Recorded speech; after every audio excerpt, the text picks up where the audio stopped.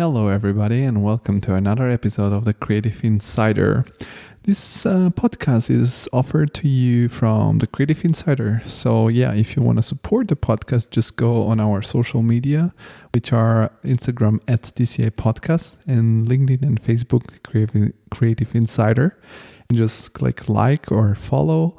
And just interact with the pages, because also the next guests will be announced earlier, so you can write me your questions to the guests, and so just interact with the pages and support the pages to create a bigger platform for our creative guests.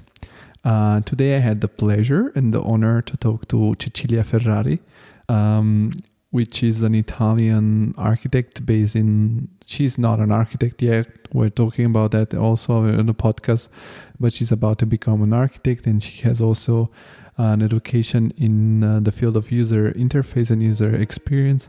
And we had a very, very all-around conversation, which was super amazing to do. And just tune in and follow the conversation. And thank you for your support. Enjoy. Stops just like that.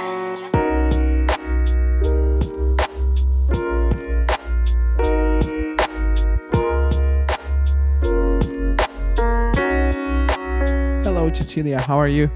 Yeah, I'm really good. How are you? Oh, you have such a British accent. I'm good too.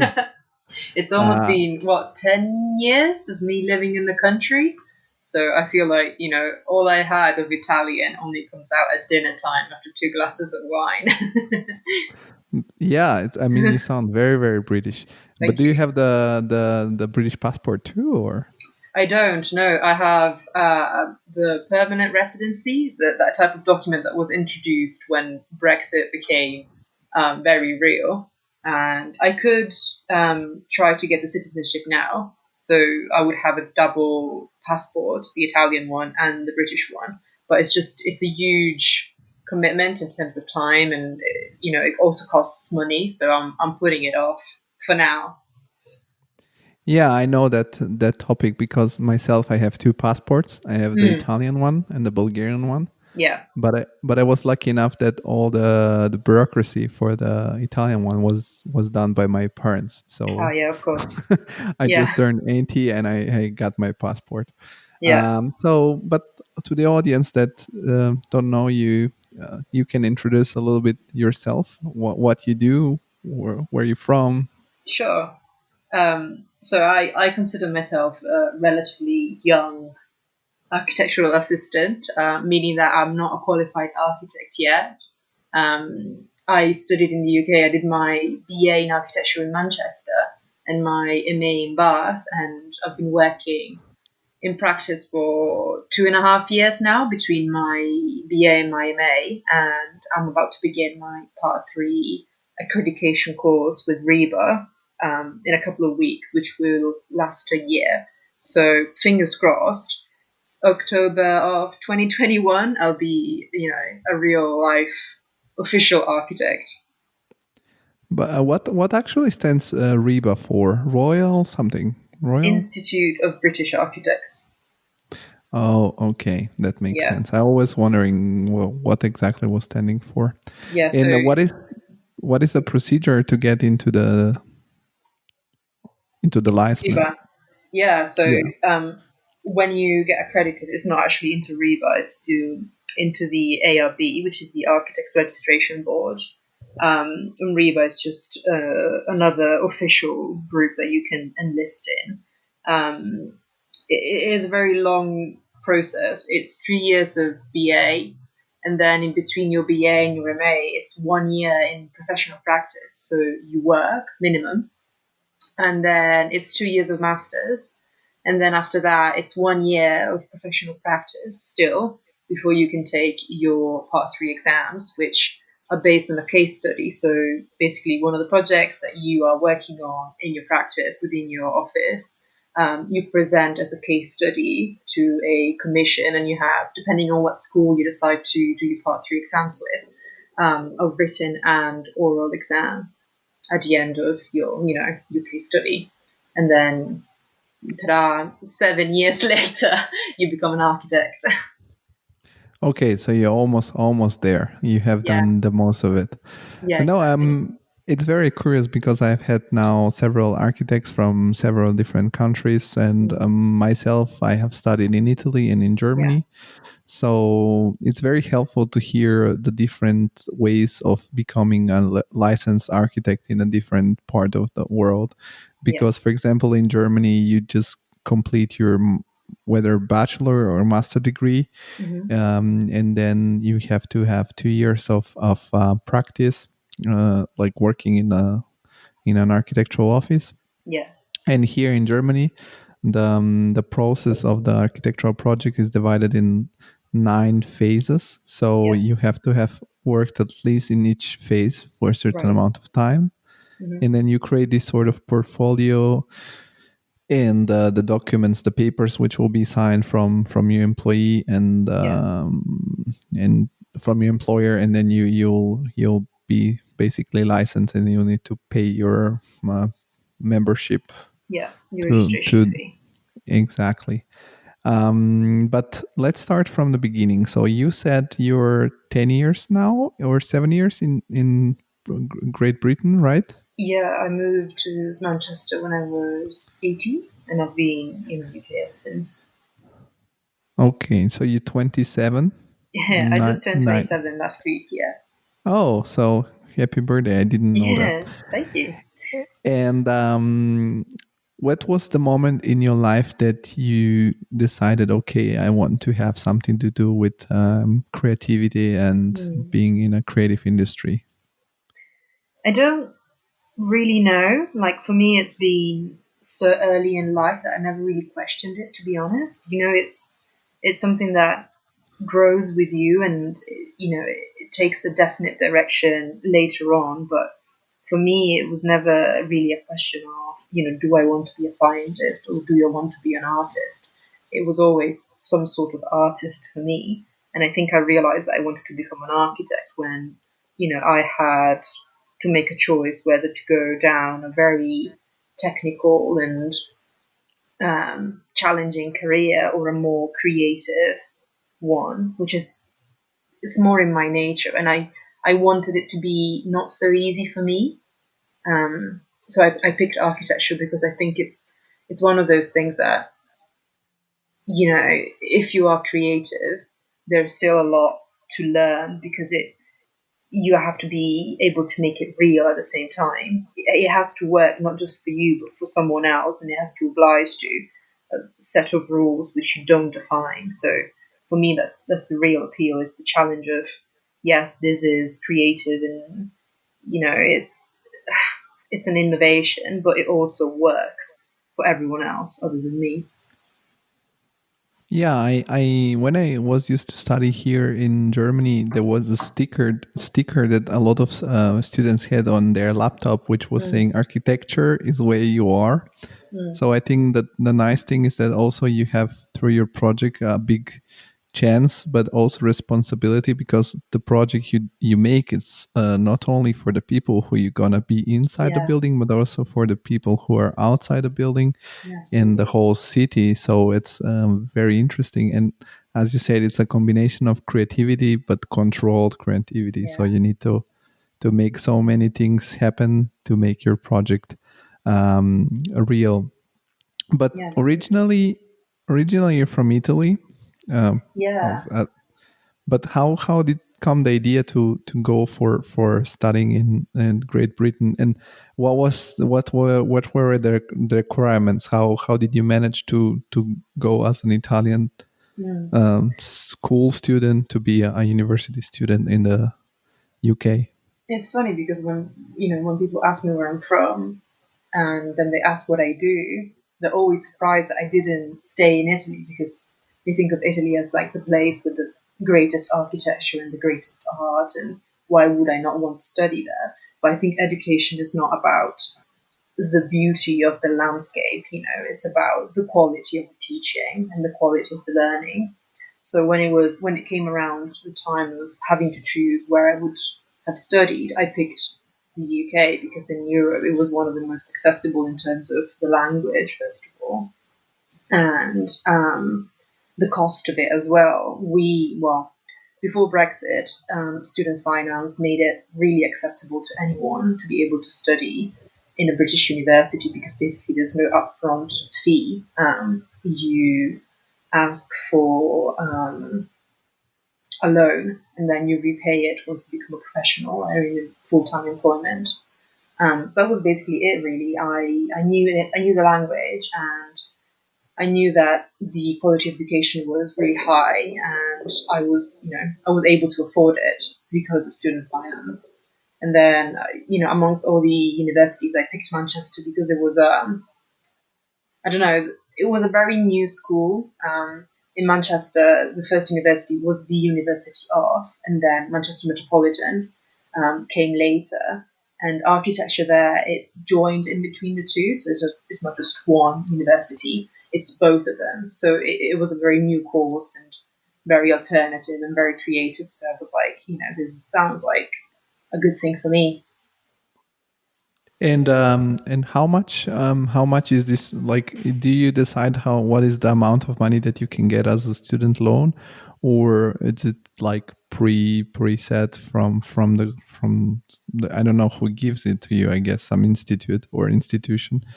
And I guess you needed a English certification or for getting into the how did you access the university? Because, for example, I studied in Rome, and I needed to do a test, which was the way of getting into the university. How worked for you that part? So in terms of the language, I did a semester abroad during high school. And in order to do that, I had to get an English certification beforehand. And I decided that I wanted to get the best certification, like the ultimate certification that you could get, so that I would be set for life.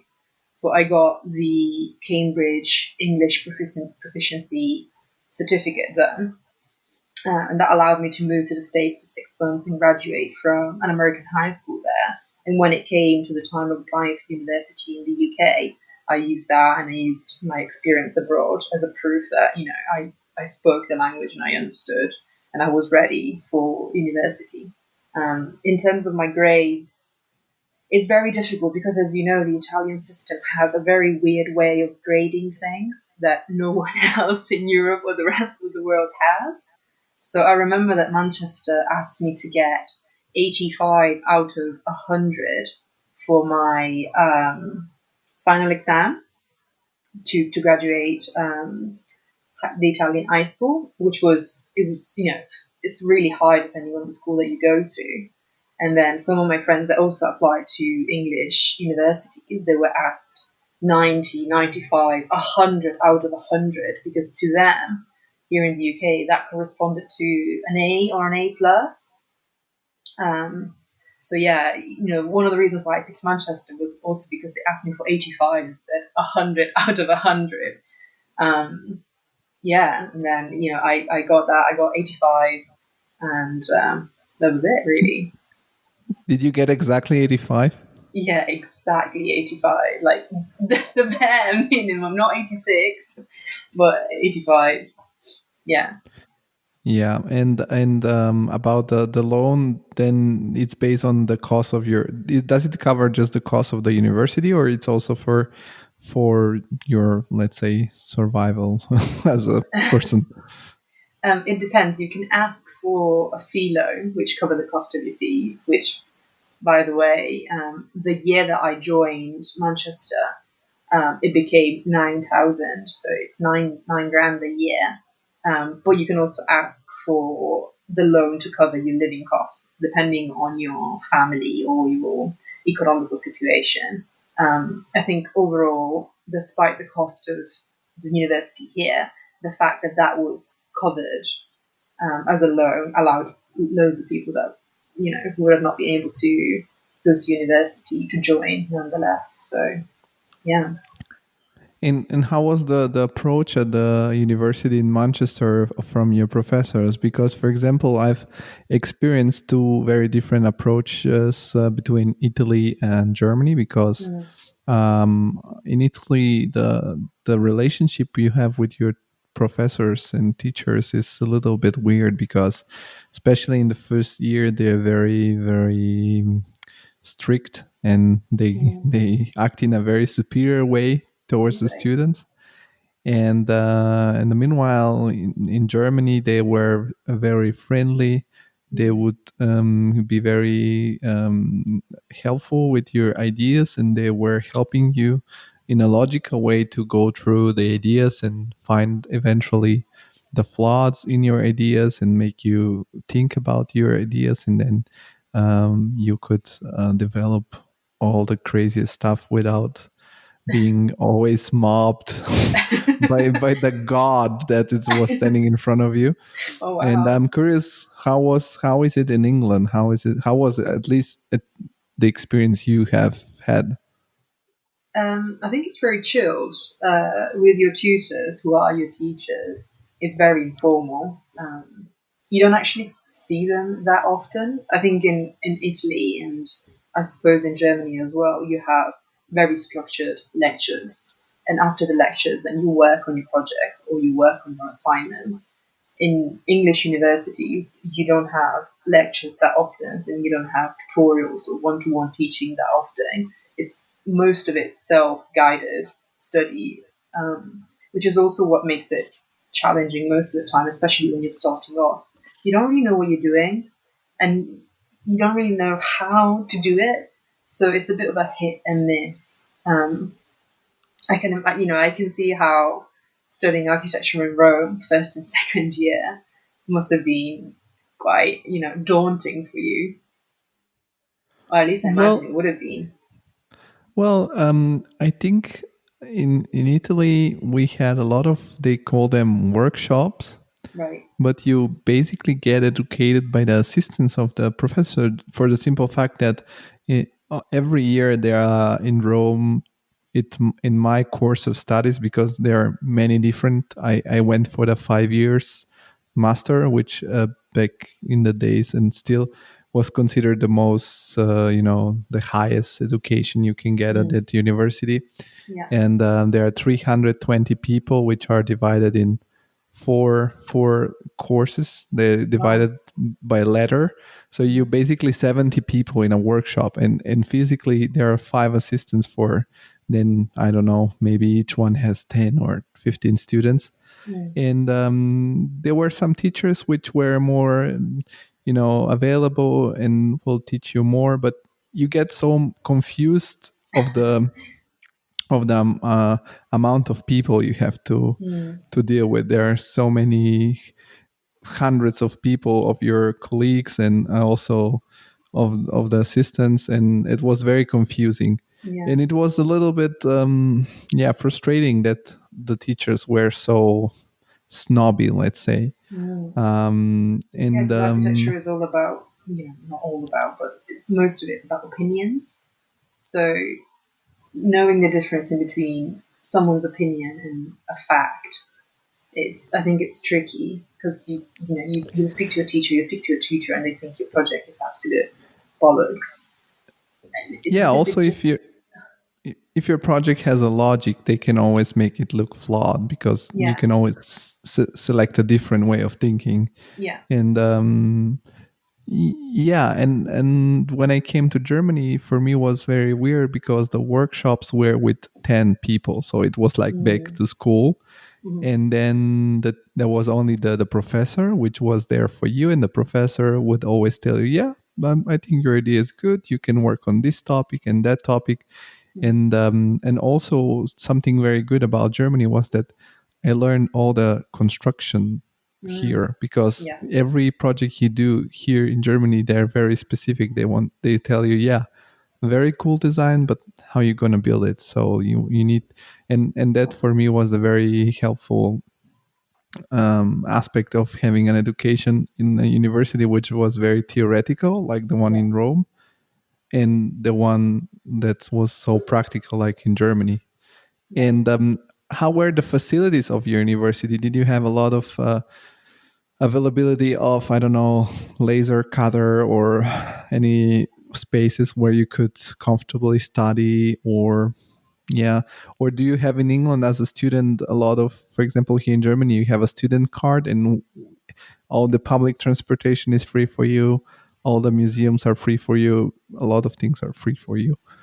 Um, the facilities in Manchester were great, and I think they were really good at Bath as well. The case of Manchester was peculiar because the building that we were in had just been built. It's actually a Field and Flag Bradley Studio project that was nominated for a RIBA prize. It was shortlisted the year that it was built, but anyway, so everything was brand new, state of the art facilities, and Bath it was pretty much the same. Again, it's because most of the studying is self guided. It's basically everything is given to you, the computers and the labs and the materials, but then you have to decide what to do with it, and that's the real challenge. I imagine compared to Italy, it's quite the opposite. Everything the teaching is very structured, and you're told everything. But then, actually, if you want to make something that's quite innovative, then it becomes hard because it's so the way of thinking is very traditional and very sort of this has been done before, do it again type of thinking. And here in the UK is the complete opposite, I would guess.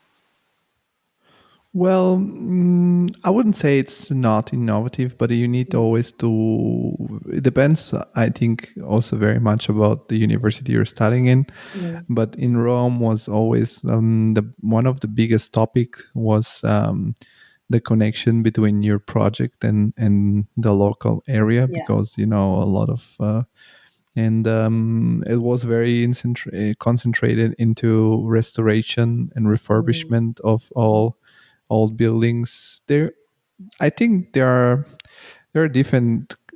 There are different classes. There are different classes with different goals, and I think all over it's good. But I think what it's the lack of Italy is that you don't have, first of all, a lot of examples around you, because in Rome especially there is not much new being built. Yeah, sure. And when I came here to Germany after only 4 months, I started interning into an office. And then when you start interning into an office, you get this experience. I always make the example. It's like when you get your driving license, the way you're taught to drive during the driving course, Yeah. it's completely different as you drive on the street. Yeah. So for me was, there was totally new experience, and I was like my perspective and my horizons were so much brightened after my experience abroad. But again, I think that my knowledge that I in the approach, I think the method I got from Italy was very, very helpful, because it gave me an advantage to in comparison with the local students in Germany, but also the practical approach of the German school was also very helpful. But I was wondering, I mean, you said you have been in the US as a school student already for for a year or for a semester. For a semester, it was 6 months. And when you moved to the UK, I guess was your second time actually in your life when you're going abroad alone without your family. Did you have any cultural shocks? A part of in the studies, like also in your private life or in your way of living, was something shocking to you? I have had some people from Manchester when I was Erasmus here, Yeah. and I couldn't understand them. And it was very funny because we were me, Yeah. the Manchester guys, and there were some guys from Wisconsin, from the US. Right. What a mix. And we were in a bus and we were driving, and this guy from Manchester tells me something. I'm like, sorry, can you repeat, please? And he repeats like 3 times. And I sit next to an American guy, and I go like, his name was Nick, and I go like, Nick, can you translate what the hell is he saying? And Nick goes, I have no idea. So Keine Ahnung. Exactly. Oh, you know German too. I took German for like 3 years, and then it's been so long since I last spoke it. I remember very little, but yeah, it stayed with me. Yeah, Manchester is a great place, especially for a student, for a young professional, because it's growing. Is the London of the North. But yeah, I think overall, other than the food and the weather, which is very different from Italy, the way that people react and behave around each other, it was quite a bit of a shock, because Italians are very warm and they're very loud and they're very social in a way, very very much friends and family based. Everything revolves around your circle of friends and your relatives. And in the UK, that is not quite the case. Everyone is a bit more distant and more reserved. So it took a while for me to get used to it, but now I know how to break them. So yeah, I think that was the most difficult thing to get used to be honest, other than the accent. And where the people at the university mainly from the UK, or were they very international from everywhere? Very international, I would say. Yeah, lots of exchange students, lots of foreign students. Um, because Manchester is such a big university city, there were loads of foreigners like me. But I would say, in terms of feeling less lonely as a foreigner, London is probably a better place to be, because Manchester is still quite isolated, and the north of England is not as of a melting pot as the south. So overall, London it's even more extreme in that sense. Yeah, London is actually the only place I've been in the UK. So No way. How come? yeah, because I haven't been to London until I was 20. I think I've been there 2 years ago. Right. Yeah, and we came with some friends for my birthday there in Mm. summer, so we enjoyed nice weather, Yeah. and we were there when there was also the whole new artwork in the from the guy that died recently, Christo. Oh He did yeah, this. sure. He did his, I think it was called Calabar or something like this. It was made Mm. of out of barrels in the Royal Gardens next to Mhm. the Serpentine Right. Gallery. And we have visited also the Serpentine Pavilion, and yeah, it was very nice. But it was also this very weird experience because the city is extremely international. I Yeah. mean, you barely can understand who is British and who's not. and No one and in then London is fully British. yeah, and then there was the Brexit, and we were like, how Yeah. the hell they gonna manage to do the Brexit where the main city is like so crazy Yeah. international? And was yeah, we went there, and but our feeling was very very yeah confused because everybody were welcoming, everybody were very international, Mm. very. We stayed in a hostel with people from everywhere. Hmm. It was so contrasting. The feeling was yeah weird. And Yeah. London is where you currently live, right?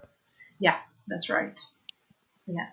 The rest of England is very different from London. Like London is a bit of an island, and places like Manchester, who are big and metropolitan and gentrified, still is a reality far from the London one.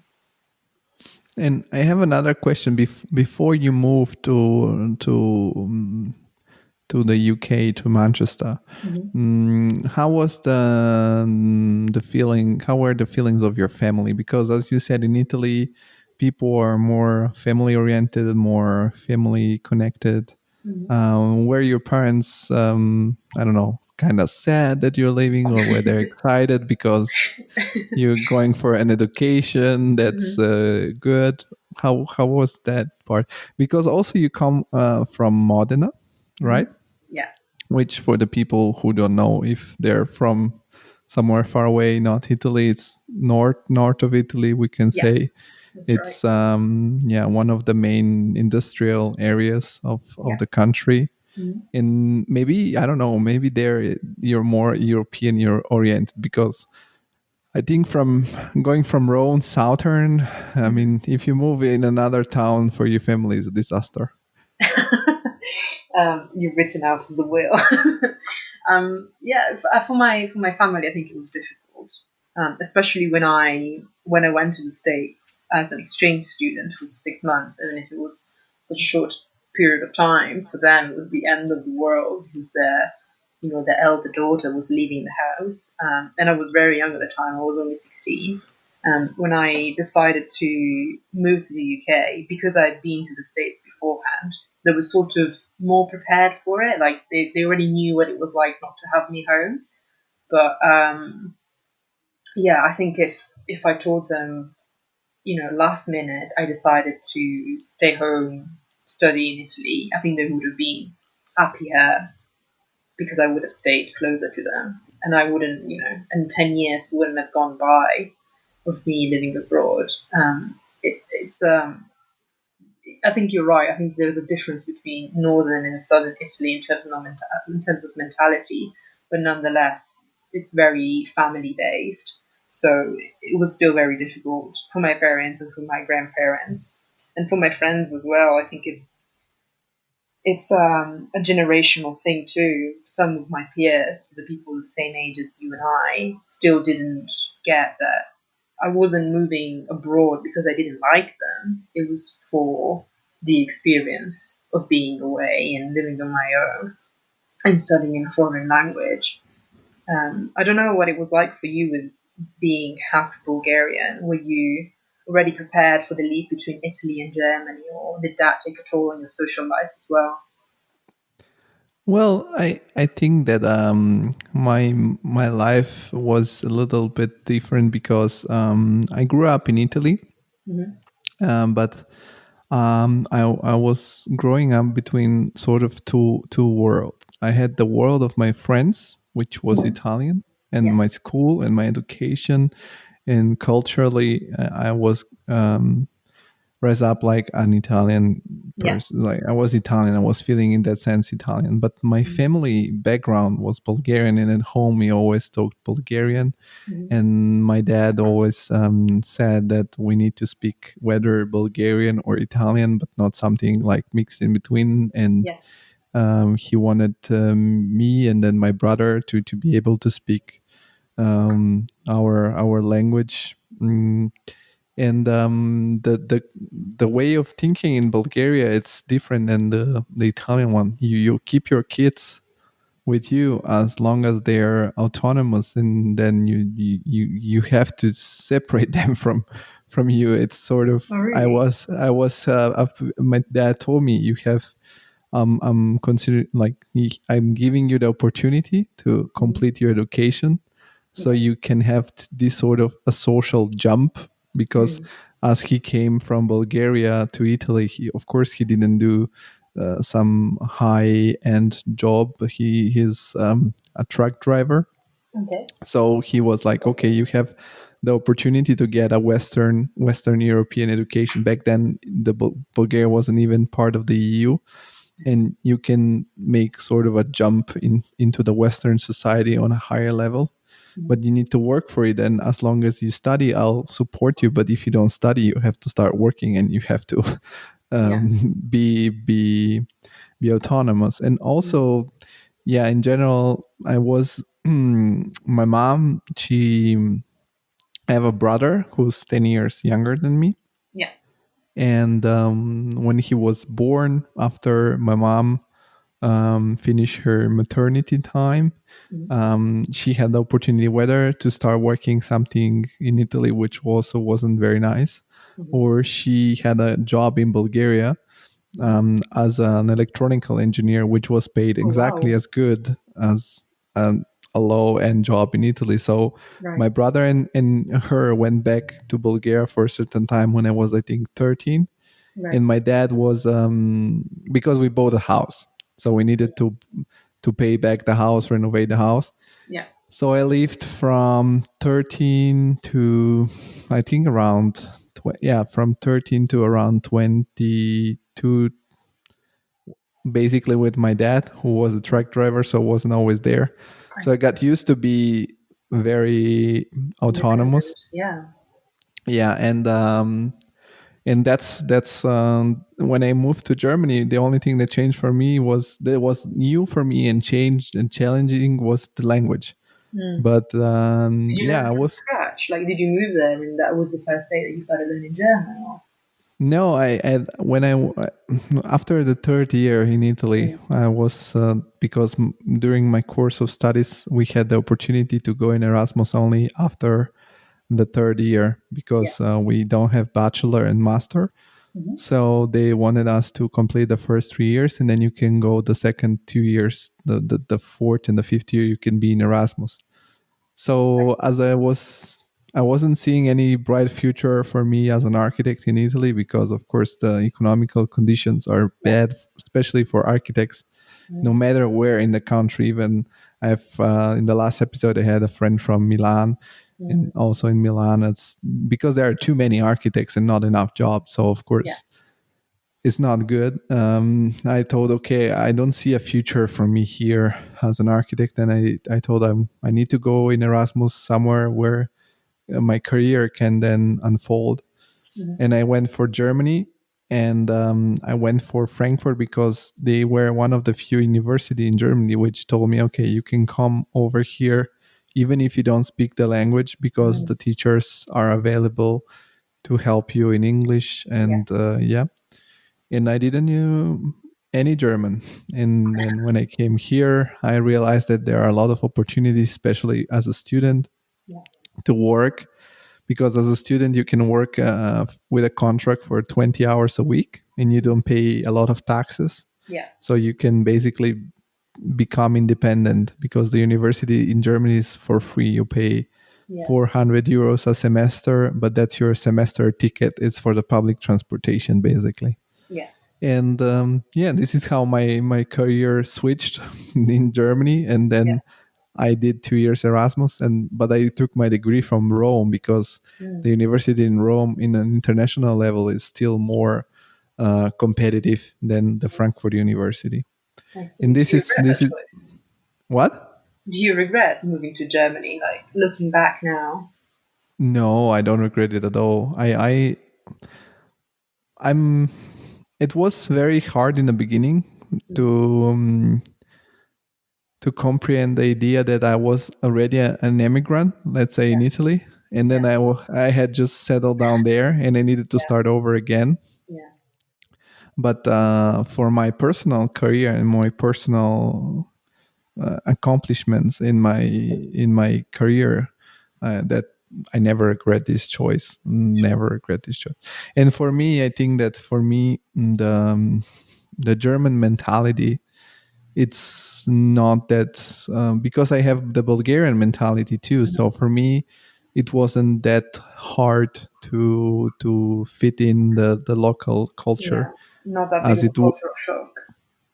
No, I had a lot of cultural shocks. Did you? Still, yeah, because first of all, Germans are very direct and honest, and Bulgarians are not. well, they are, but for example, in Italy, when somebody tells you, I don't know, Cecilia, let's have coffee next Saturday, and you say, first reaction is you say yes. You don't say no, but you know that maybe you won't.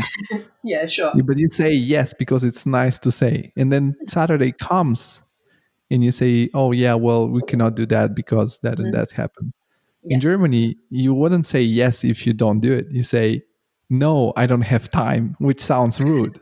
Yeah. Okay. Or no, I don't want to. Or that's. And there are many things that happened which were for me in the beginning cultural shock. Yeah. But when you live here, I had the experience of integrating myself in the Italian culture, which means you have to just let's say sort of put away your cultural background ideas and start learning from scratch the local one. Yeah. So it took, let's say, 6-7 months, a year, and then I was okay. I could understand how people are, and now it's okay. Now it's 5 years. So You're well adjusted now. so I think it's the same. And did you work during your years as a student? Yeah, so I've always worked from one small job to the other, and then I feel very passionate about the subject. Looking back, I don't regret choosing to become an architect because I love it. So as a student, I joined various associations and various groups and was always busy doing something. And I founded, together with some of my colleagues at university in Manchester, a group called Before You're 30. And it started as a way to get creatives in the industry, so working professionals, to come and speak to students and tell them their journey of becoming successful one way or another before turning 30, which is not something that you hear of often, especially as creatives. There's always that starving artist stereotype. And if you're not struggling in life, you're not really a good artist. So we wanted to get people that made it and they were making a living out of being architects and, costume designers and jewelry makers and painters and so on, to come and speak to the students about their stories. And that grew bigger and bigger eventually, and it involved the Architect Society, and we eventually became funded by BDP. And yeah, it's still going on. It's still being led by other students, generations of students in Manchester. It's been almost 6 years now. So yeah, it's very successful. And that's something that introduced me to the world of UX design, because we were managing social media platforms and we had all these ideas about mobile apps for invitations and the selling of tickets. I started looking into graphic design first for the posters and the invites, and then from that I moved to a little bit of coding and then app building and so on. Yeah, we'll go deeper into the topic user experience and user interface a little later in our conversation, because that's also, it's one of the reason I wanted to talk to you, which was because for the audience, of course, don't know. I don't know you personally. I found you through LinkedIn. Sure. I think it's amazing how you can reach a lot of people through social media nowadays. I have had also other guests, which, for example, I found through Instagram or through LinkedIn. I had. I think that people need to look for opportunity to connect with other creatives, Mm-hmm. and it will be interesting to hear about your experience in another, let's say, field of creativity, which Sure. wasn't architecture. But I think also the program you were working on, the Before You're 30 in Manchester, is also a very interesting topic. And I was wondering, what was your meter to decide that somebody made it before 30? Because what does it mean, making it before 30? Because I don't know, for me, you made it before 30, but I don't know. I don't know if I made it, but thank you. I think for us, it was, is the question, is what you're doing allowing you to survive and to thrive? And, are you basically paying bills through your work?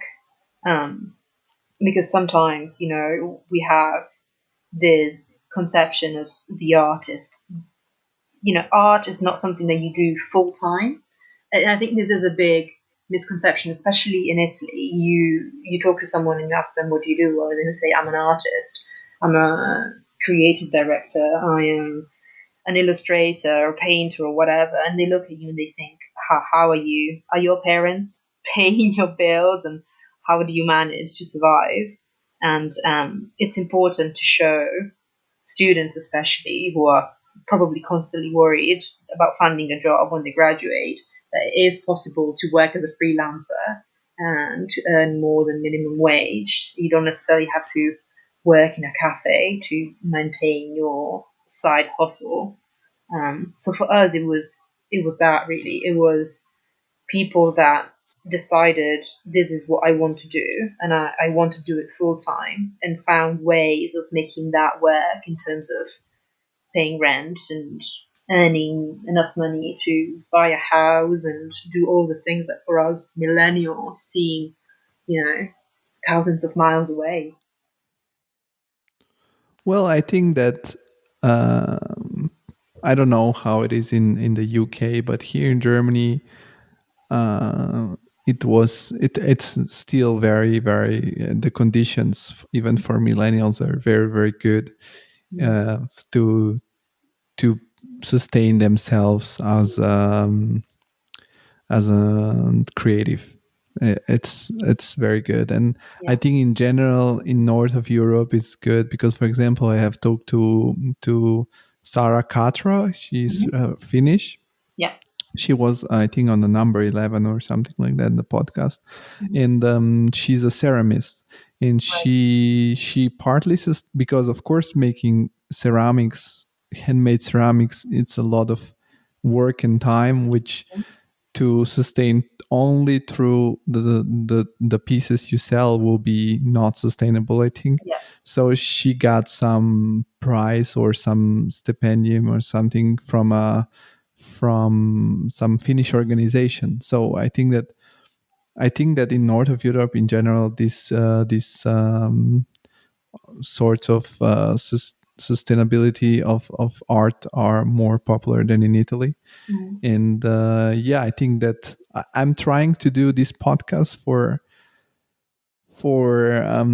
basically a similar reason what you Yeah. were talking about, made it before 30, but it's the difference is that I don't look for people who are under 30. I Mhm. look for people who have made something interesting Mhm. and have the opportunity to talk to them not only about the theory or the way they draw, the way they Yeah. design. I want to talk also about the practical part in their life and what Sure. are the sort of the backstage of who they are, Yeah. um, and also to show the Mhm. younger people that what are the possibilities. And for the countries, I think, like, I don't know, Italy, Spain, that's why it's in English, so that more people from different parts of the world can listen to it, that they need to switch their mentality, that Yeah. what they do, it's a work, it's not a passion, and they Yeah. are supposed Exactly. to be paid, and if they're not paid they shouldn't do anything. It's the Yeah. way it is.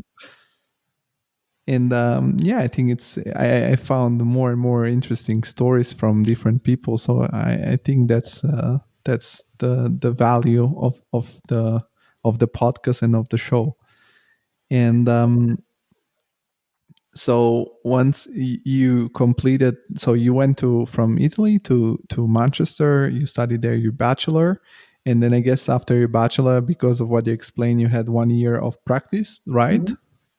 Yeah. I Also in worked Manchester. in Manchester. Yeah. I worked for a practice called AEW Architects. Okay. Of course, when you mention something, everything what's possible to show, it will be also linked in the description of the episode. Sure.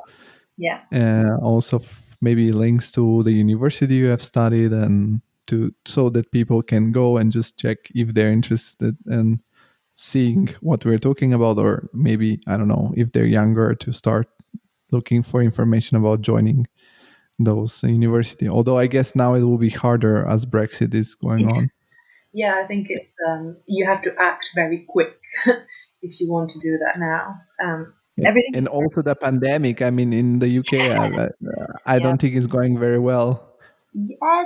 This is a very controversial topic here, and but yeah, overall, like, it's not great. It's not the greatest way of managing it, I wouldn't say. Why? What do you mean by controversial?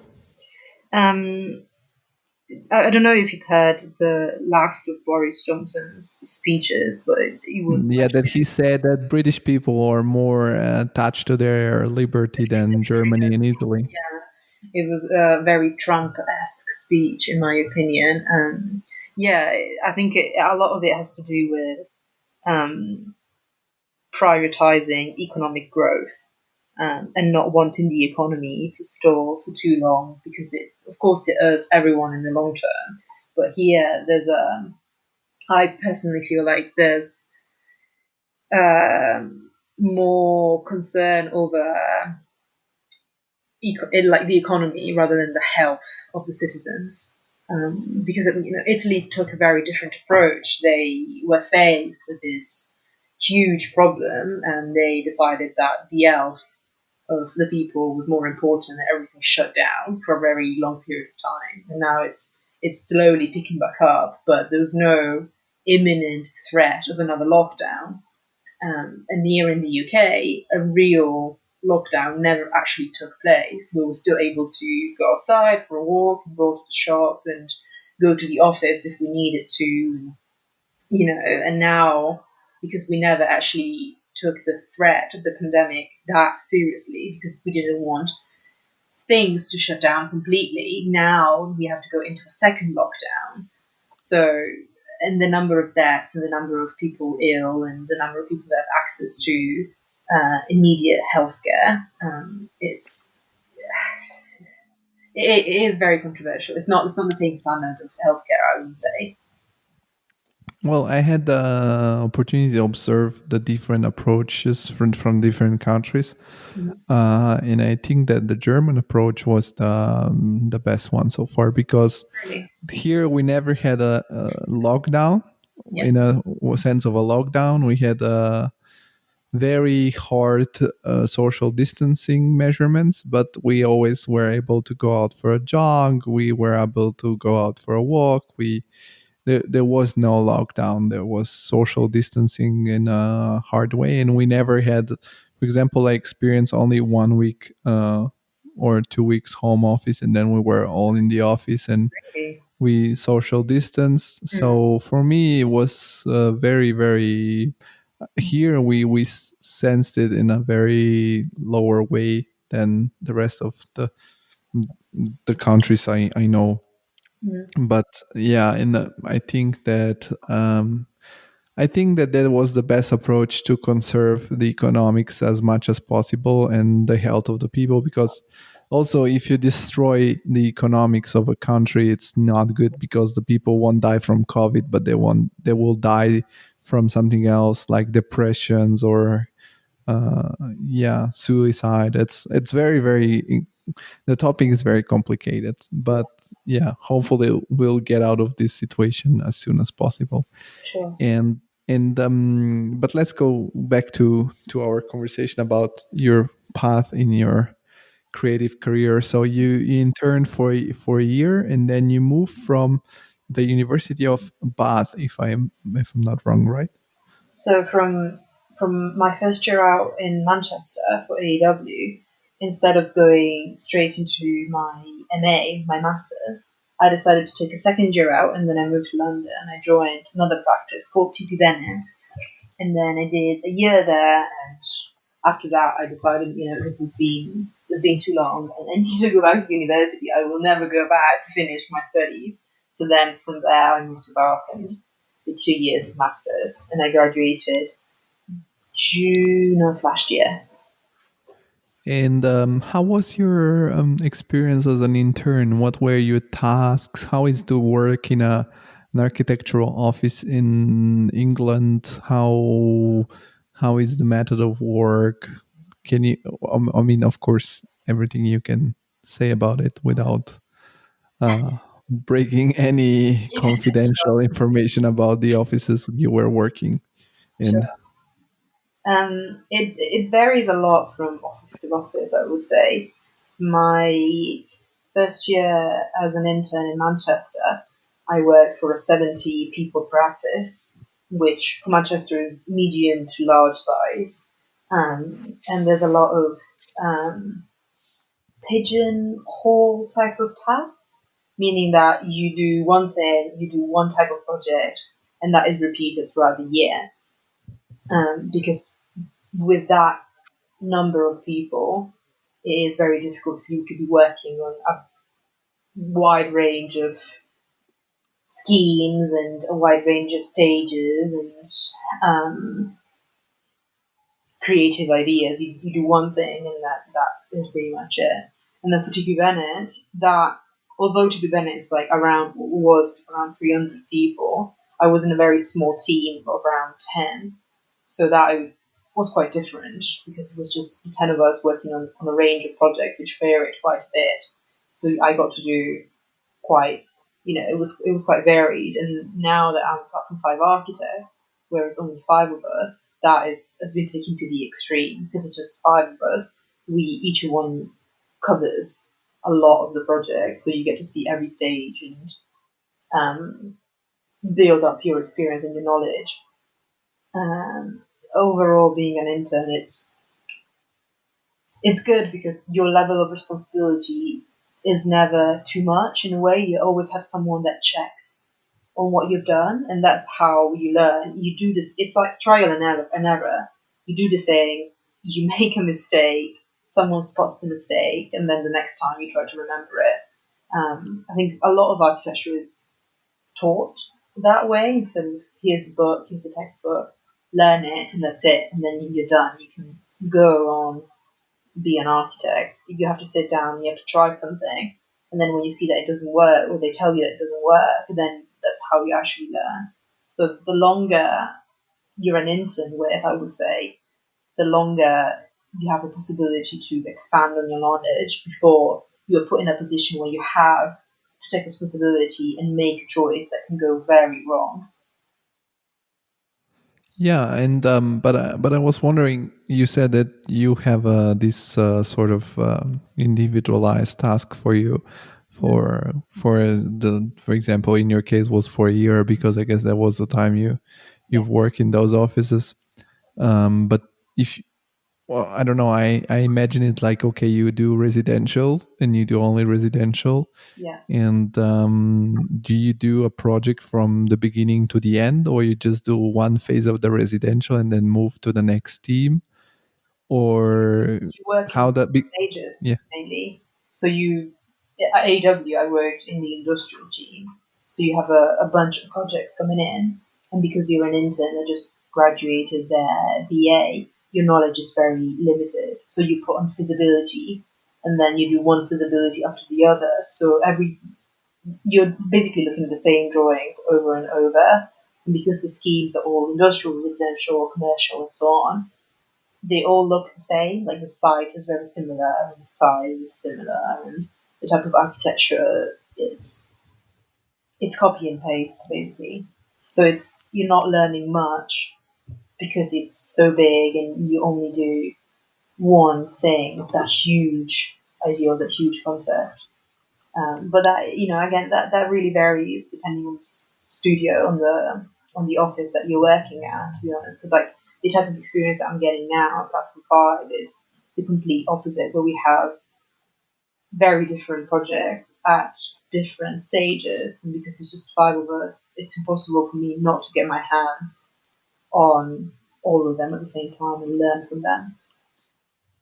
Because for example, I did in the beginning, as you said, feasibility and competitions. Yeah. But there was always a different kind of project, and so I learned a lot, because one of the partner I worked for until last year, I worked also in an office which has between 40 and 50 employees, which is also, let's say, mid-size. It's not big, but we did big projects too. Yeah. And as an intern, I worked in this first stage, which was feasibility on competition.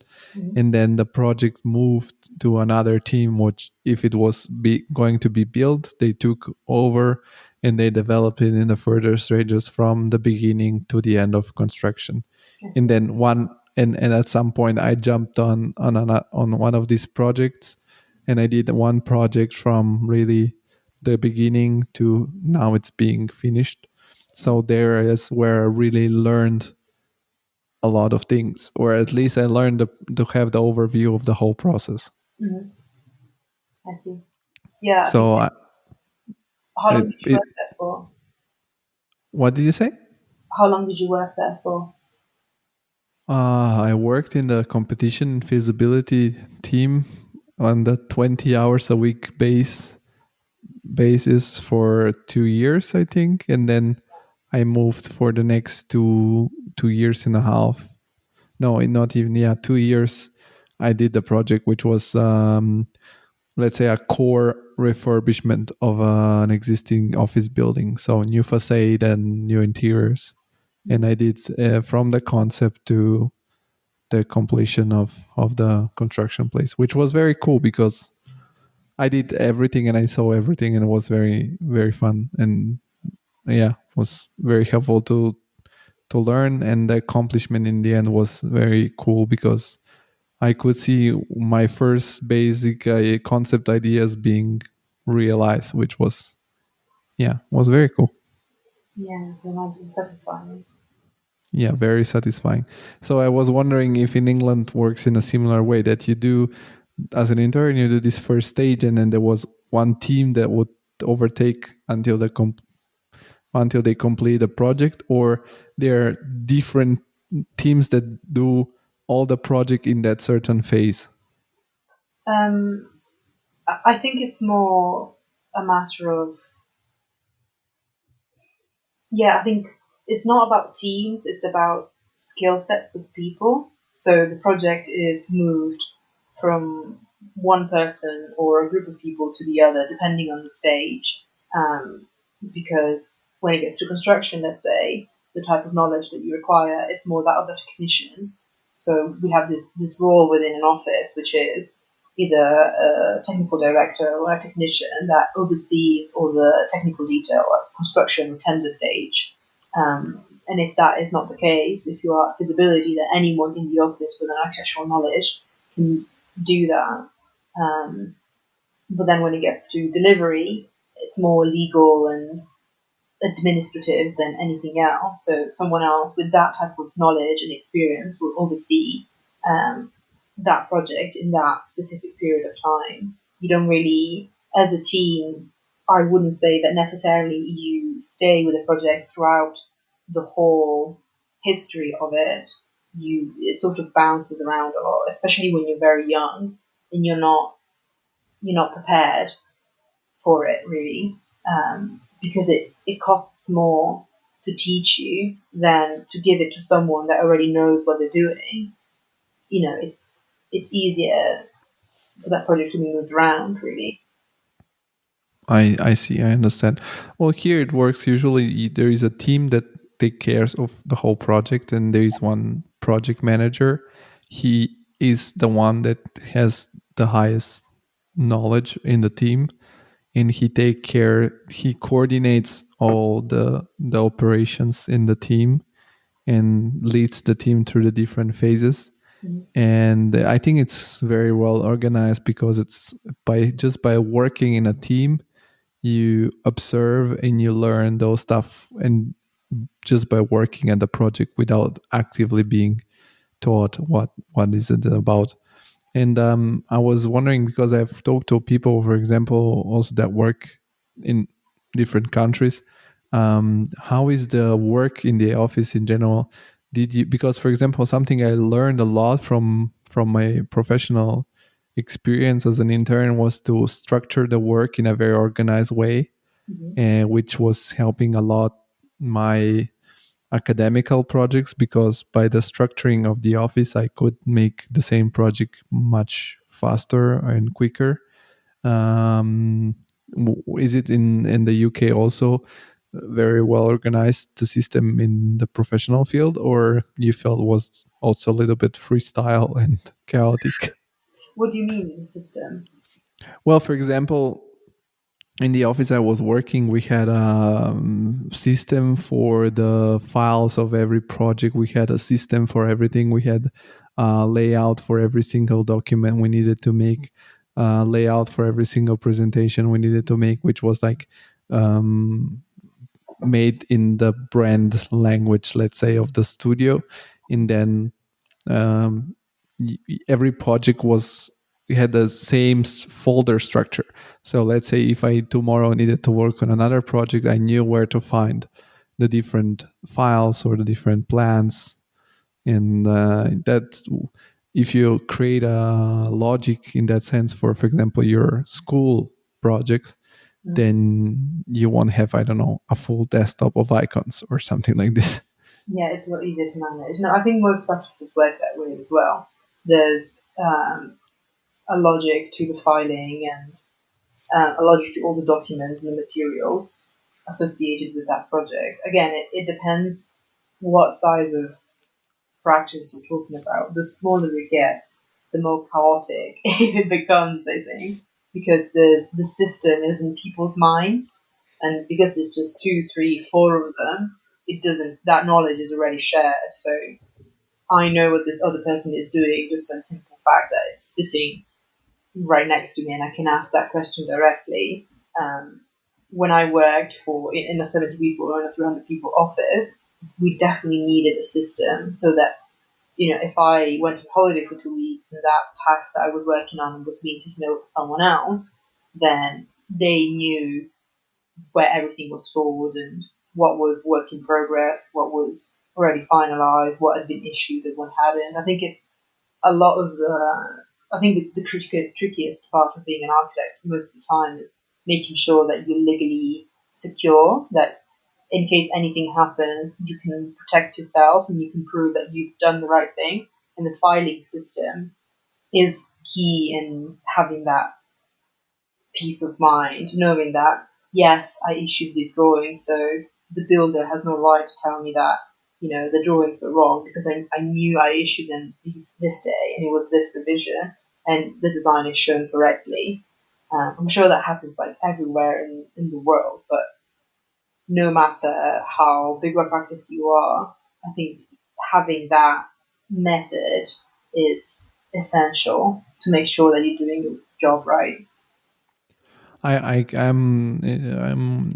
have the same opinion as you do, but I've heard from smaller offices that they keep it a Job little bit more chaos. freestyle.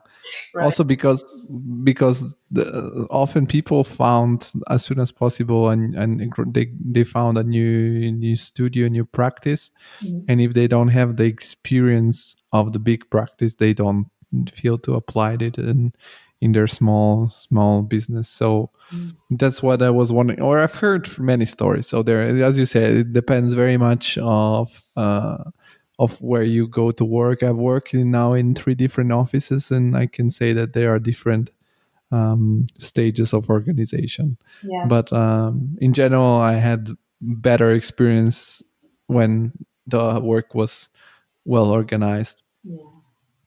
And in terms of softwares, what kind of softwares do you use there in England, or what are your experiences? Um, so I became trained in Revit during my first year out in Manchester, and since then, either at university or at work, I've always pushed to use Revit because I think it makes our life a lot easier.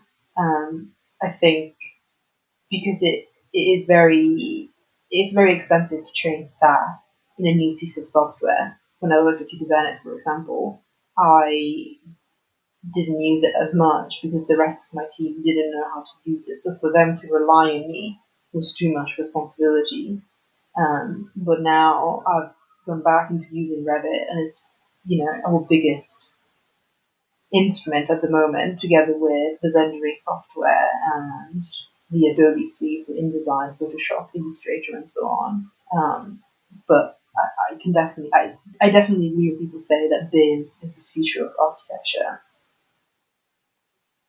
Yeah, I see. Well, Or are you in AutoCAD or MicroStation? no, we at the offices I've worked, we used ArchiCAD, Mm.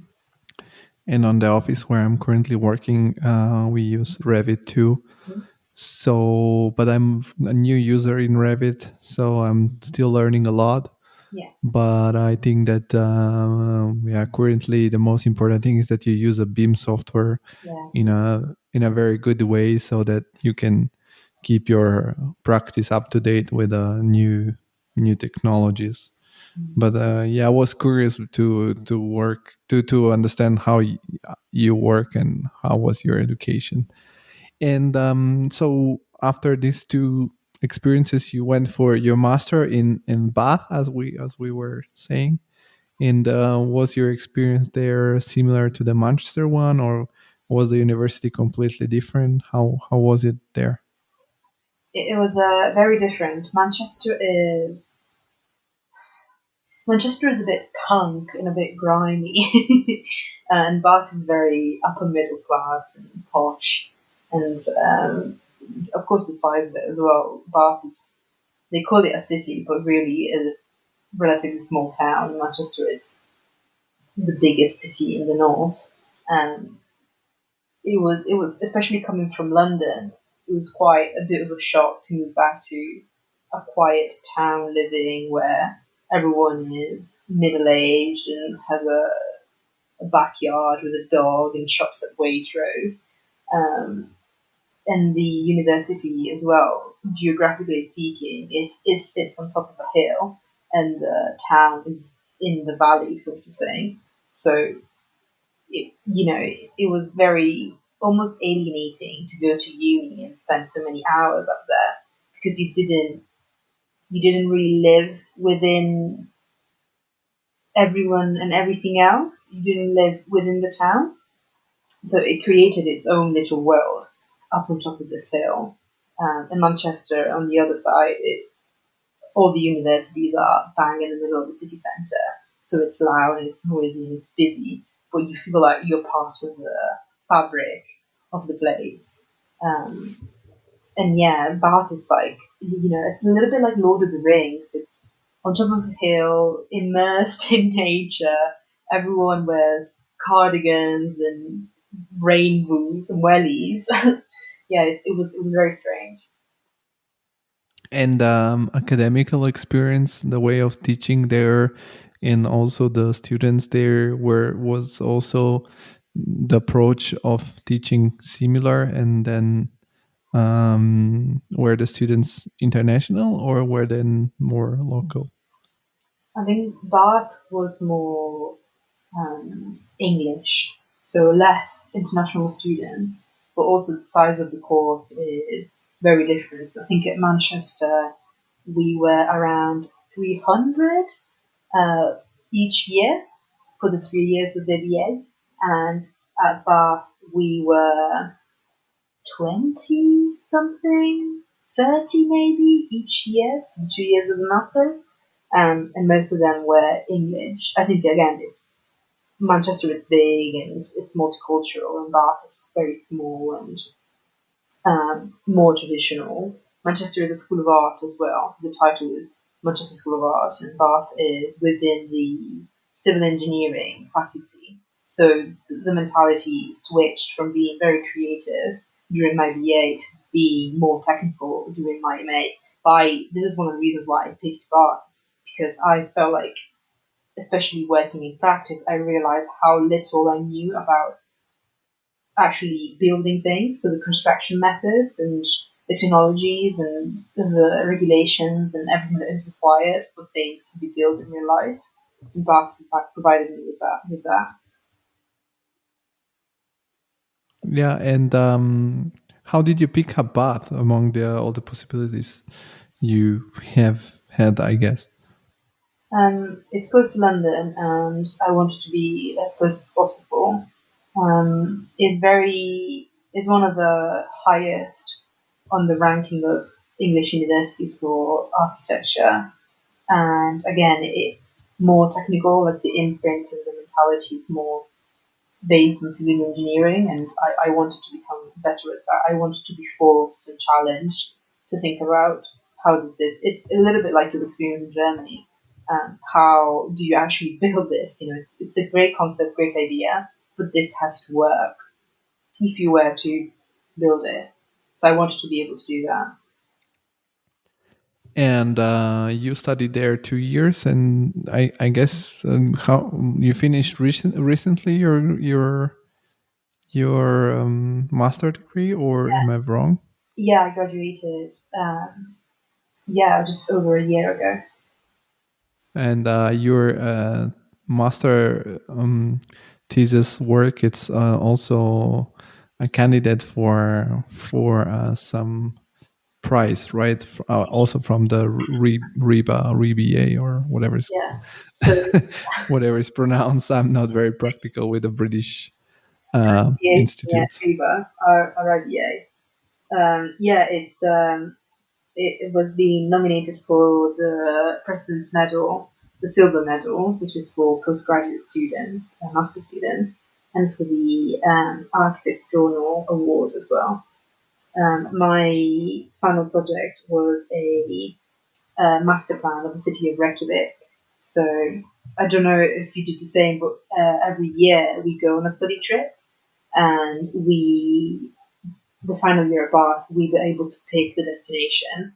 So me and a few other colleagues decided to go visit Reykjavik, and then we built a master plan of the city, which was based on sustainability and energy consumption and pollution. So we visualized the fabric of the town and address some of the issues that are currently real in Iceland. Well, we didn't do yearly study trip, but here in Germany sometimes we would. In my case, in Rome, I decided myself which will be the topic of my master degree, and then I develop it on my own with a teacher, which was following me on a distance while I was living and working here in Germany. So it was very practical, actually. Yeah. And as we were talking before, beside your studying and passion for architecture, you also do have an education in user experience and user interface, right? Uh, And you said that interest started during your years in Manchester while you were managing the social media of the, let's say, series of talks with the young successful creatives, let's say. yeah. Yeah. So basically, I got into graphic design because I think generally being an architect also means being a designer in general. And through before you're 30, I was doing a lot of branding and marketing and graphic design for advertising the initiative. And from that, I got closer and closer to user design. Also, in terms of as an architect, I think everything is user centered, and being a UX designer really means being a digital architect, because you're constantly thinking of the user experience and the user needs and the journey, and finally the satisfaction and the accessibility of that particular service that you're providing them. So yeah, and I decided when the pandemic hit to officialize, to formalize that interest of mine, and got a scholarship with Udacity, which is the Google Academy, for an UX course, and I graduated from that in July. And the course is built in a way that as you're learning, you develop a prototype for an app, whether it's desktop or mobile, it's up to you. And with your graduation, you also reach a high fidelity prototype. So you formalize the use and the interface of that app. And mine was for the digitalizing travel documents. So I wanted to create a way so that paper documents like your passport, your driving license, and so on would become superfluous, like they're not necessary anymore. I think it's very inconvenient to have to travel with a piece of paper that if you lose, it's the end of the world. Like you have to spend a week sitting in the embassy to get an emergency passport issued. Same thing with visas and driving licenses and so on, we rely so much on a little thing in our wallet that if we lose, it doesn't allow you to travel or move or access services that you require like immediately. So I did that, and then I decided, this is it's a working prototype. It's a real app, and I pitched it to a travel agency, one of the biggest travel agencies in the world at the moment. And the pitch is being considered, so it's gone through a few. I don't even know what to call them. I sent it to them as a pitch, not thinking that it would, I would receive a reply, but they took an interest in it, and it's being considered for a while now. So hopefully it will lead to something. And then after that, because we haven't been able to go back to normal, like the lockdown is still somewhat of a reality here, I decided to work on a second prototype, which is for automating social media content. But I think at the moment, most of the apps that are available, they schedule the posts. So what you do is you create a bunch of them, whether it's stories or Facebook, Instagram, TikToks, and then you stamp them so that they are published at a certain time that you decide ahead. And the type of app that I want to develop, it's something that analyzes what that social media platform is like at that very specific moment in time. And if the trend is positive towards your content, then the content will be published at the exact moment when it's like most likely to receive attention. And if the trend is going in a different direction, then either different content is posted or no content is posted at all. So it maximizes the type and the amount of attention that your page is getting. So yeah, that's what I'm working on at the moment. But that sounds like a very high level of coding to me. Am I correct? It depends. So the more detail that you put into a prototype, the more difficult it becomes in terms of how realistic is this to build and how realistic is this to market. But the thing is, building apps is not as difficult as it sounds because there's huge libraries that have already been written. Like most actions that you already do via your mobile, via your computer, are the same, whether it's liking a picture on Instagram or liking a picture on Facebook. The concept, the idea is the same, and the type of coding and the type of the architecture behind it is very similar. So it's not as difficult as it sounds. It requires a lot of work, but it's still accessible.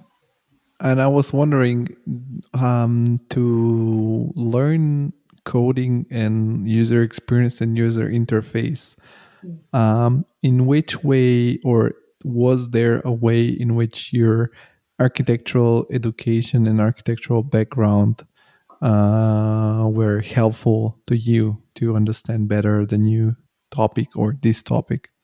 Yeah, definitely. I think, like I said before, like UX designers are digital architects in the sense that our priority is the user experience and how centered around the user design is.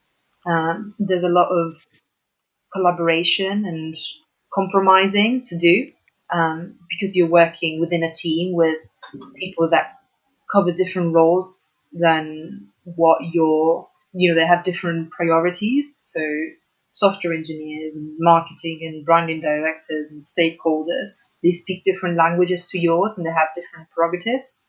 And as an architect or as a UX designer, you need to be able to sell your thought process, to sell your proposal to them in a way that it's appealing and it's easy to understand. And there's a lot of compromising involved in that. So definitely, it's just a simple way of thinking between the two professions. I see a lot of similarities and the basic skill set as well. So, like I mentioned before, the Adobe suite it's the basics of illustration, it's the basics of graphic design. But then again, the little bit of so like the coding inputs that you use in Revit, the shortcuts, that way of using software, it's very similar to the way that Figma or Adobe XD works, or Sketch or InVision. So it really helps to have that background. And how long was this class you take to get to a level where you are able to start working on these, let's say, personal projects? Mm. It took me. So I started doing my BA unofficially, just as a hobby, as a side thing. So it's been 5 or 6 years of me working on this type of projects. But the Google Audacity UX course goes by month. So you can do the whole course in a month if you spend 35 hours a week on it, or you can take 3 months and spend less time on it, depending on whether how much free time you have, really. And what was the cost of that course? Is I mean, yeah, to also to inform the audience, like if they wanna go for a similar course, what are the prices of going around to do a course like this? Sure, I think it for 3 months, I think it's around 600, but there's also a lot of 600 what? pounds, yes, and they have a lot of scholarships as well. So I think lately, um, they have 15,000 scholarship available. The latest one has been sponsored by Bertelsmann Technology Scholarship Group. So, if you are self-funded and you don't have a scholarship behind you, it can be relatively pricey for an online course. I guess there's there's another one that's quite popular, I think, it's called GA, and that is, I want to say, between 6,000 and 9,000 a year, and it's for a whole year, so it's more structured and one-to-one teaching study. But yeah, I mean, there's tons of options for you to actually not pay anything for it. So it's worth looking into it, and it's not just for UX design. If one is interested in artificial intelligence or cloud computing, there is also that, which offers again more funding options. And you started interesting yourself in these topics just because you found it interesting. Also, you found a legit, let's say, career alternative in this in this field, because I don't know. I think that the future of architecture, it's very uncertain, because it's the whole process is so. I mean, you build buildings, which are the biggest things we have in our life. Yeah. So I think that, for example, the COVID economical crisis, which we are maybe just in the beginning of, it will hit maybe architecture a little later, because if there are projects which are currently ongoing, that will be affecting the projects in 2 years, when the clients, instead of building new buildings, won't. So there will be less work. So do you see yourself in the future also transitioning full time professionally on this field of user experience and user interface, or for now you are sticking to architecture? I think for now I'm sticking to architecture because is what I'm most passionate about. I think it's important for architects to redefine what their role is. There's I've met architects that are very stuck in the traditional role of the architect. So I design and I build things, and it's just buildings. It's just spaces. But I think we are first of all artists. So if I was to stop building buildings all of a sudden and focus more on digital projects, then I think that switch, that transition would be very smooth, and it wouldn't feel forced at all, because the two skill sets go hand in hand. Um, if you think about it, until a building is built, all that you're selling, all that you're producing is an idea, is beautiful visuals and pristine drawings, and you're convincing a stakeholder, you're convincing your client that this thing on paper or on the screen will become what they want. And digital products do the same. They're a pretty picture, and they're a very smooth service that at the end of the day allows the person using them to achieve what they want, which is something completely different to the actual digital product itself. Do you see what I mean? I think it's the two professions. They're very similar, and they will merge one with the other eventually. And if I was to become solely a UX designer, I wouldn't mind, because I think it's very exciting and it's very new. But I hope I will be able to still build buildings, to still build things. In the last few weeks and months, I was thinking that maybe in the future there will be something in between the two way of describing the two fields, and which is building digital spaces. Because Absolutely. I think that due to this lockdown Mm. and this big worldwide experiment, I think that a lot of the companies have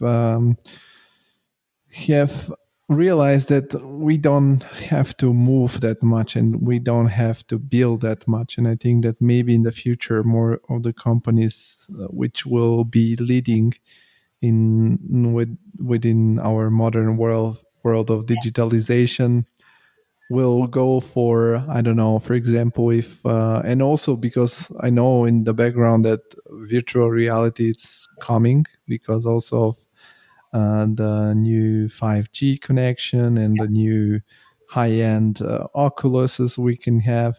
And I think that in the future we'll be just having this home from where we don't physically travel anywhere. We just connect in sort of a matrix world where we go on events in these virtual spaces. Mhm. So I think that for maybe a role for the architects is to start designing spaces which will be then only digital. Do you work a lot Um, with VR as an architect? what? What did you say? Do you work a lot with VR, with virtual reality or AR, augmented reality? Well, I've had done some projects which then have been presented to the client with digital reality, and now I think that more and more people will realize that instead of using them as a marketing tool, it will be more like using them as a product tool. Yeah, Also, because I mean, as an architectural office, you can build a lot of those because they don't need executive yeah, projects. They need just to look cool, and you can build everything, and you can, if you're in virtual reality, you can fly inside of them, and maybe this will be a whole new concept yeah. of interacting with each other, because we've seen this huge experiment which also will, I think, affect a lot our way of yeah, maybe environmentally will be more effective. I don't know. What are your thoughts about this? Because you have definitely a better knowledge about the digital realm and the architectural realm. Yeah, I think especially with Revit becoming common practice. visualizing spaces immediately in 3D through the VR is going to become the norm. It's going to become an immediate thing. Like you design something and then you put a VR set on and you check it yourself. Like you are in the space straight away. As you said, it's a huge marketing tool, but it's also um, a way of redesigning what the domestic space is like. I think, especially with the pandemic, the home, the space that people share every day, all day, is going to be hugely redefined because it's becoming our office, it's becoming, our way of socializing, our space for socializing friends and family and the people that we share the space with. So we are we are moving towards, as you say, a more digitalized space, but also a more confined space, um, which will require ways of escaping it. Yeah, no, I completely agree. I think it's going to become more and more blended with time and more everyday use rather than just the one thing that you use as a pitch every now and then to all the client. And to me, also the other scary thing is that we will have such a big amount of buildings which will be suddenly out of date. For example, like all the exposition centers, the conference centers, the office buildings. I mean, I think that if we don't decide to move towards the direction that this pandemic has unveiled to humanity, Mm. it will be for the single aspect of not losing all these fields of the economics. Because if you realize, or because I don't know, maybe technologically we're not that there yet with all the data we'll need to be on a cloud and the speed of the internet. But if you think about it, if you suddenly realize that through virtual reality you can have buildings which can contain way more people than any building ever built, and that you don't have to have maintenance of those buildings, then yeah, it will be, I don't know, I have the feeling that maybe in the next few years there will be a big shift in the way we use public buildings, or if we ever have more public buildings, I don't know. We ever need them again? Yeah, absolutely. Yeah, I think it'll be interesting to see what psychological effects staying at home for that long and for those many reasons will have on us. You know, working and living in the same place is not going to be fun anymore in a very short time. I think we're going to get bored of being in our living room, sitting in our living room all day. Um, and I wonder whether virtual reality really is the answer to that. A digital product that takes you somewhere while you're still in the same position is the solution, or if actually people are going to start appreciating, as you say, visiting an art gallery or going to a museum, and they're going to make a compromise of, yes, I have to pre-book my visit 2 weeks in advance and I have to wear a mask the whole time, or they're going to go the opposite direction and say, I'm never leaving my home. Yeah, I think that interesting times are coming. And I've heard recently that in the Chinese culture, telling somebody, I wish you an interesting time of your life, it's sort of a curse, because interesting means also wild, and usually it's not very pleasant. I see. I didn't know. Yeah, I didn't know that, but I think it's a very cool way of viewing the whole point. But I think that you have a very interesting path and career behind you and in front of you too. So I'm very curious to follow your future projects. And this second app you were talking about, which is about improving your social media, Mm. it's your, let's say, your personal project you're working on, and are there plans there to to release something soon, or are you planning to pitch to another company with your idea, or what is the idea behind that? So the idea, so it basically came to life when I was researching ways of making money quick, like a get rich quick scheme, uh, because I think you should be able to monetize all of your hobbies, right, in a way or another. And I came across a relatively new app called Insto with two O's at the end. And what they do is they analyze your followers, so the type of followers that you have and the amount and what period in time they decide to follow you or unfollow you, and then based on that they give you advice on what type of content you should produce and when to publish it and how to market yourself or your product in the most efficient way. But I think the future of apps in general is based on digital well-being. So it's not just how efficient can I be with my app and with my profile and how much can I sell myself and my product. It's also about how good do I feel and how healthy am I in doing this.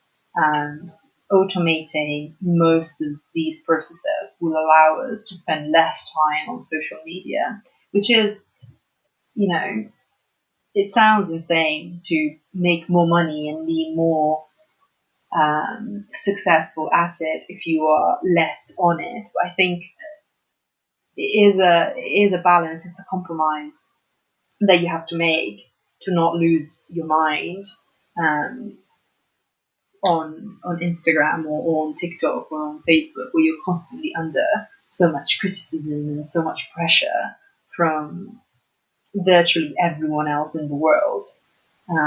So yeah, the idea is to create an app where you can turn it off. You can literally turn your phone off, and it will still do the exact thing that you want it to do in the best way possible.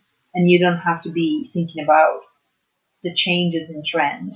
You don't have to be thinking about staying up to date with whatever is the coolest or the most attention worthy, because the app does it for you.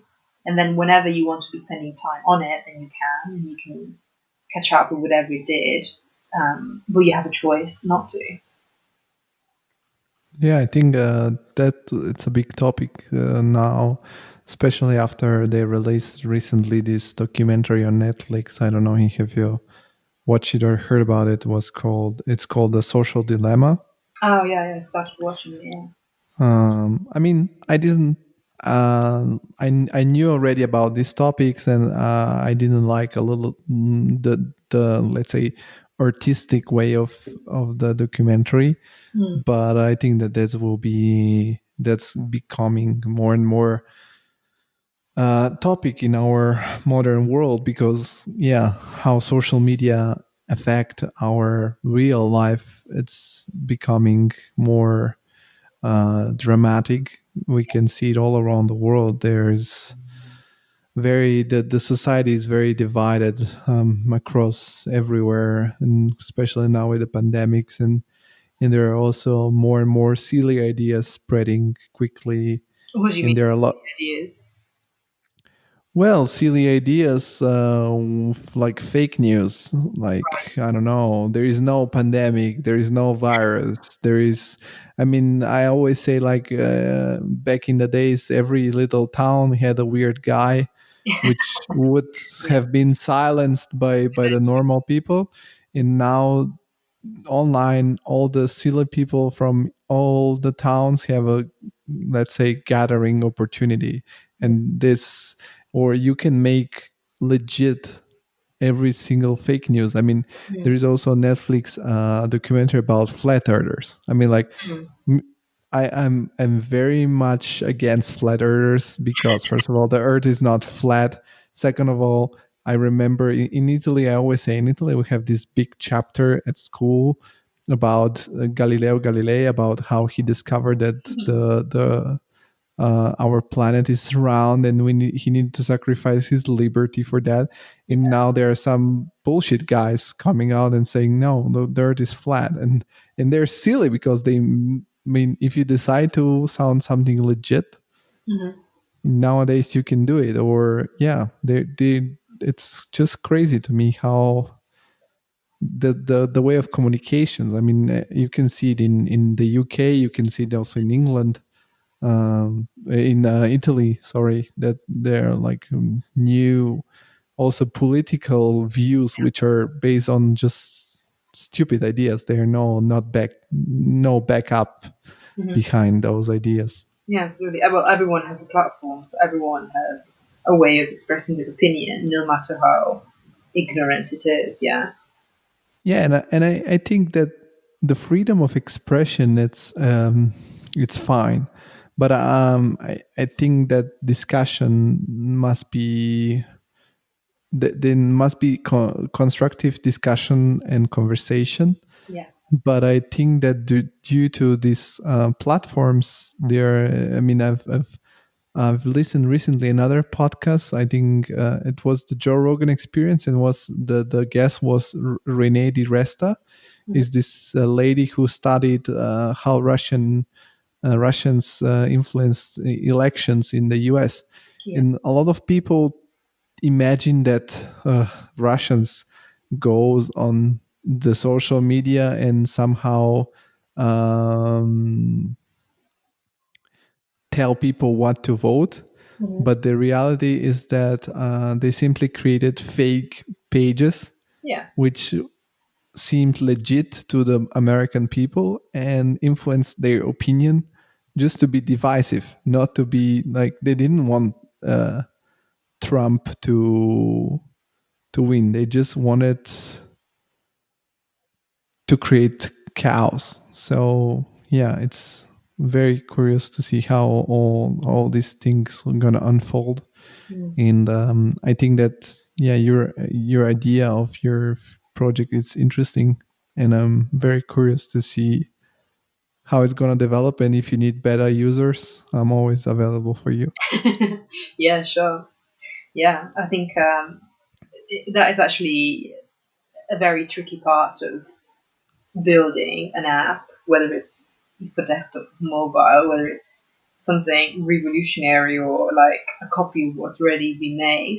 Finding the first of all defining a good persona. So what's your target audience? What's your ideal candidate? Who are you building this for? And then reminding yourself throughout the whole process that you are not that user. Like you're constantly biased, whatever you do, and you don't let you can't let that influence your way of thinking and your design process.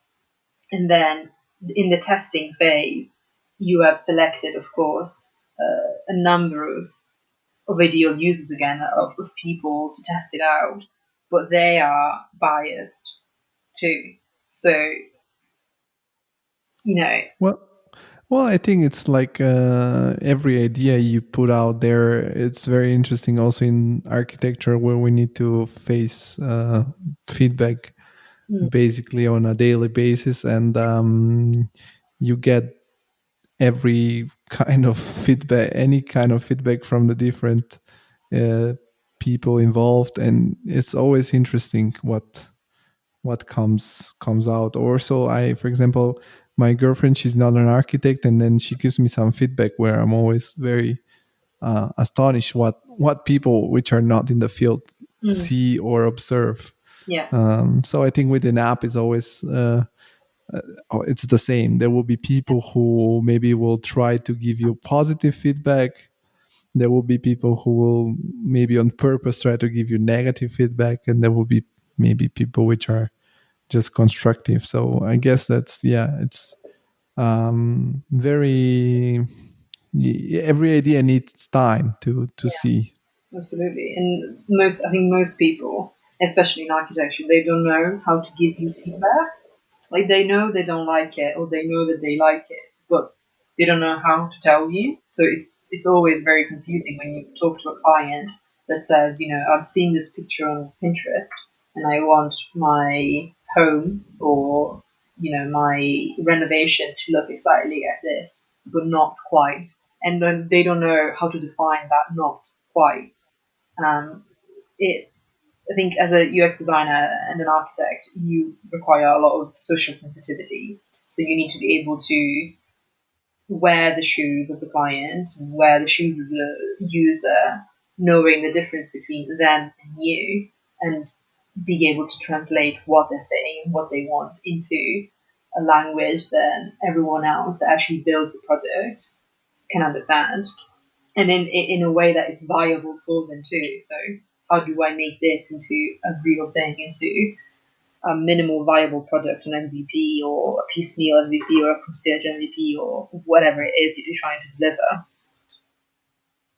And there is also the other aspect that I get often asked is why do you build boxes, or why do these ugly buildings? And I'm like always answering, okay, if you have the money for let's say a Renault, you cannot buy a Ferrari. So it also depends on them, because a lot of those people which see Pinterest, then you tell them, okay, we can make it look that way, but it costs, I don't know, 30,000. They go like, what? So I mean, people forget also that, and that if something costs a certain amount of money, there is a reason. Or if you don't pay that much money, you pay with something different. Mm-hmm. So yeah. But as I said, I'm very curious to see how your project will develop, and I think that whenever you have more material or something is out, I'm be very happy to have you back on, so we can have a more what is called conversation which is more focused exactly on the process behind your work, and what your app can do. And I'll give you also some feedback if you want to make me a user. Try to be I'll try to be the least biased as possible. Sure. And as every guest of the podcast, if there are some people that listen and want to connect to you or want to find out more about you, you can just shout out where should they look for. Yeah, so my full name is Cecilia Ferrari, and it's spelled Cecilia, and Ferrari is like the car, Ferrari. No, I have no relationship to the Enzo Ferrari. I'd just like to put this out there because I get this question a lot. And you're from Modena. I just realized that. Yeah, I know. It's just, I swear, a huge. My dad is a car dealer on top of that, but it's a coincidence. Yeah, and my Instagram username is ce.ferrari, so you can find me on there. And yeah, through LinkedIn, it's pretty easy to get to me. It's been great to speak to you, Georgie. Thank you for having me. Yeah, it was great for me too, and I'm very helpful that we managed to do this podcast, and that you have given me some. You have trusted me for doing it. Sure. It took us a pandemic to do it, but we managed to. Yeah, and it's very interesting. I have had now several people from London, so I think as soon as guys, you have a little bit more safety and freedom and safety in London, I'll probably will come by and visit all of you, because it will be interesting to meet my guests also in person. And also, I want to always, as in the end of the podcast, always remind to the audience that it will be very, very cool if they support the podcast too. So you can go on social media, Instagram, it's at TCI Podcast, or Facebook and LinkedIn. The page is called The Creative Insider, so that people like you, Cecilia, and the future people which will come on the podcast will have a bigger platform to promote themselves and to keep the talk about creativity alive and productive and fruitful. So thank you one more time, and I wish you a very good rest of the weekend and a good start of the next week. Yeah, hopefully speak soon. Yeah, bye-bye. Bye.